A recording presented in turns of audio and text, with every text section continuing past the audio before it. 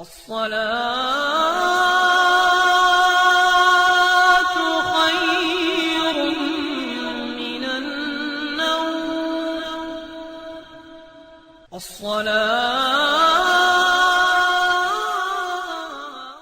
اعوذ باللہ من الشیطان الرجیم.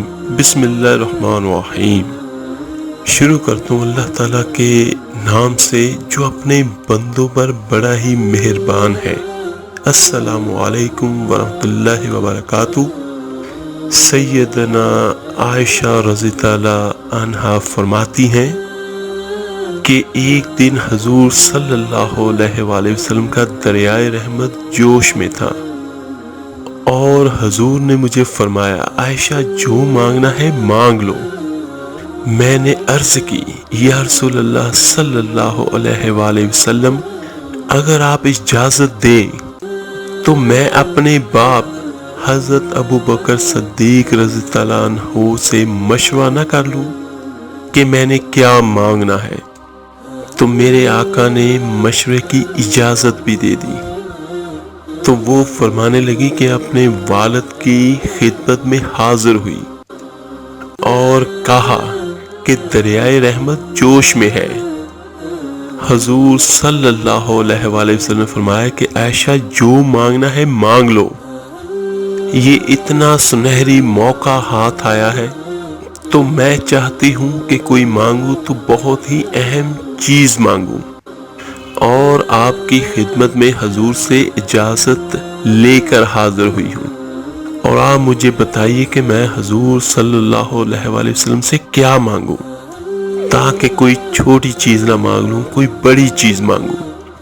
تو حضرت ابو بکر صدیق رضی اللہ عنہ نے فرمایا کہ بیٹا حضور سے جا کے کہنا کہ معراج کی خلوت خاص میں اللہ نے آپ سے جو راز کی باتیں کی تھی ان باتوں میں سے ایک بات بتا دیجئے. اور مانگا بھی تو علم مانگا. اور عائشہ ایک وعدہ بھی کرو مجھ سے جو حضور بتائیں وہ آ کے مجھے بھی بتانا. اما عائشہ رضی اللہ عنہا حاضر ہو گئیں تو میرے آقا نے پوچھا عائشہ مشورہ ہو گیا؟ تو کہا جی حضور ہو گیا. تو آپ نے فرمایا مانگو کیا مانگتی ہو؟ تو کہا حضور معراج کی خلوت خاص میں جب آپ اللہ کے حضور حاضر ہوئے تو اللہ نے آپ سے راز کی باتیں کی تو ان باتوں میں سے ایک بات بتا دیں. تو میرے آقا دو جہاں صلی اللہ علیہ وسلم مسکرا پڑے اور اس بات پہ مسکرائے ہوں گے کہ میرے یار غار کا انتخاب کیسا ہے، یا اس بات پہ مسکرائے ہوں گے کہ راز کی بات بتا دوں تو راز راز نہ رہا لیکن وعدہ کیا تھا. تو کہا عائشہ سنو جب میں قرب خاص میں پہنچا تو میرے اللہ نے مجھ سے جو راز کی باتیں کی ان میں سے ایک بات یہ تھی کہ محبوب تیری امت میں سے کوئی شخص کسی شخص کا ٹوٹا ہوا دل جوڑ دے تو میرے اوپر لازم ہے میں بغیر حساب کے جنت عطا کروں. ام المومنین بہت خوش ہوئی اور اپنے والد گرامی کی خدمت میں حاضر ہوئی اور ساری بات انہیں سنائی. وہ بہت خوش تھی لیکن جب یہ بات حضرت ابو بکر صدیق رضی اللہ عنہ نے سنی تو آپ رونے لگے. تو ام المومنین حضرت عائشہ رضی اللہ عنہا نے عرض کی میرے والد گرامی یہ بات رونے والی تو نہیں ہے. تو حضرت ابو بکر صدیق رضی اللہ عنہ فرمانے لگے عائشہ تصویر کا دوسرا رخ بھی دیکھو. اگر کوئی شخص کسی کا ٹوٹا ہوا دل جوڑ دے تو بغیر حساب کے جنت میں جائے گا. اس کا دوسرا رخ یہ ہے اگر کوئی کسی کا دل توڑ بیٹھے تو وہ سیدھا جہنم میں جائے گا. میں اس بات پہ رو رہا ہوں کہ ہم سے کسی کا دل نہ ٹوٹ گیا ہو. میرے عزیز بھائی اور بہنوں اس حدیث سے ہمیں یہ پتہ چلتا ہے کہ اگر کسی کا دل ہم جوڑیں گے تو اس کی جزا کیا ہے، اور اگر اللہ نہ کرے ہم سے کسی کا دل ٹوٹ جائے تو اس کی سزا کیا ہے۔ اگر کوئی آپ کو دکھ دے، تکلیف دے تو اس کو معاف کر دیں اللہ کے لیے۔ کسی کو بھی معاف کرنا میرے اللہ کے پیارے نبی دو جہاں صلی اللہ علیہ وآلہ وسلم کی سنت ہے۔ میرے آقا دو جہاں صلی اللہ علیہ وسلم نے کتنے معجزے دکھائے مکے میں، تو نہیں کلمہ پڑھا مشرکین نے۔ بدر میں انہوں نے فرشتوں کو دیکھا، جبریل علیہ السلام کے گھوڑے کی آواز سنی اور کلمہ نہیں پڑھا۔ جنگ خندق میں شکست ہوئی، کلمہ نہیں پڑھا۔ انگلیوں سے پانی نکلتے دیکھا لیکن کلمہ نہیں پڑھا۔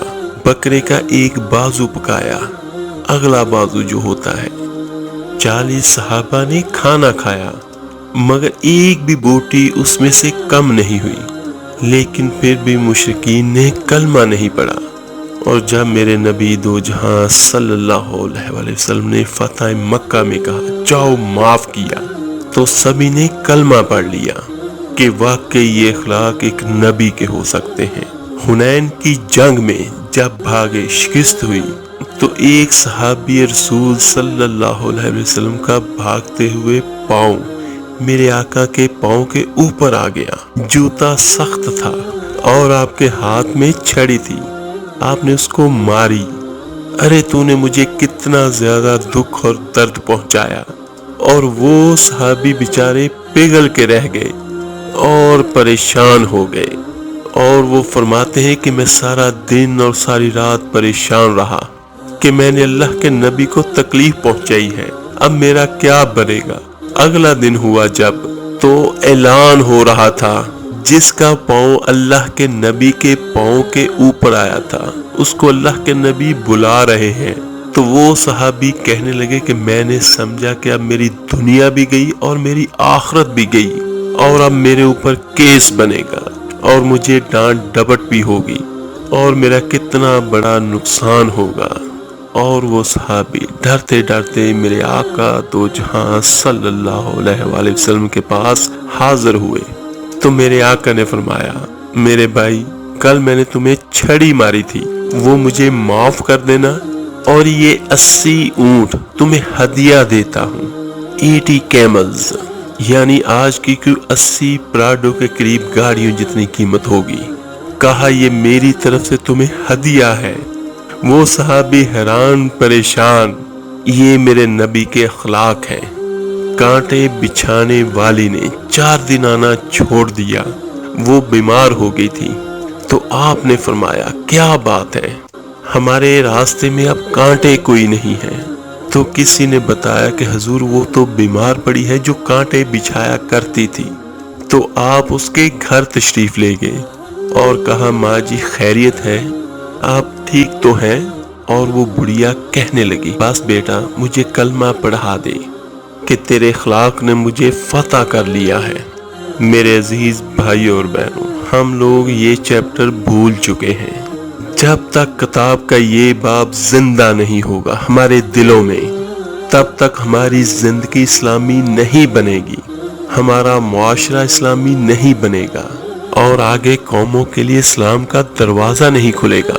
ہمیں معاف کرنا آتا ہو، ہمیں گالی دینے والے کو دعا دینی آتی ہو، غیبت کرنے والے کی تعریف آتی ہو، اور غیبت کرنے سے اور غیبت سننے سے اپنے آپ کو ایسے بچاؤ جیسے زہر سے بچتے ہو، جیسے اپنے آپ کو آگ سے بچاتے ہو، اور ایک دوسرے کو نفرت کا بول نہ بولو، ورنہ ساری زندگی تباہ و برباد ہو جائے گی۔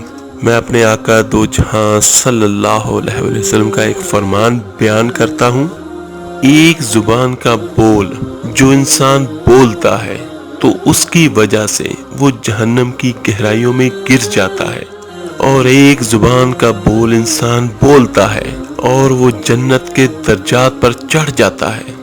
میرے عزیز بھائیوں اور بہنوں، بچوں، اللہ تعالیٰ سے دعا ہے اللہ تعالیٰ آپ کو اور مجھے ہم سب کو اپنی رحمت سے معاف کرے اور دوسروں کو معاف کرنے کی توفیق عطا فرمائے، اور ہم سے یہ گناہ کبھی سرزد نہ ہو کہ ہم کسی کے دل کو توڑیں۔ اس ویڈیو کو لائک، سبسکرائب اور شیئر ضرور کیجیے گا۔ آپ کے ایک شیئر کرنے سے ہو سکتا ہے یہ بات کسی کے دل میں اتر جائے اور اس کی، آپ کی اور میری نجات کا ذریعہ بن جائے۔ آپ میرے لیے دعا کیجیے، میں آپ کے لیے دعا کروں گا۔ ملتے ہیں جلدی انشاءاللہ تعالیٰ ایک نئے ویڈیو اور عمل کے ساتھ۔ اپنا بہت بہت خیال رکھیے گا۔ اللہ حافظ۔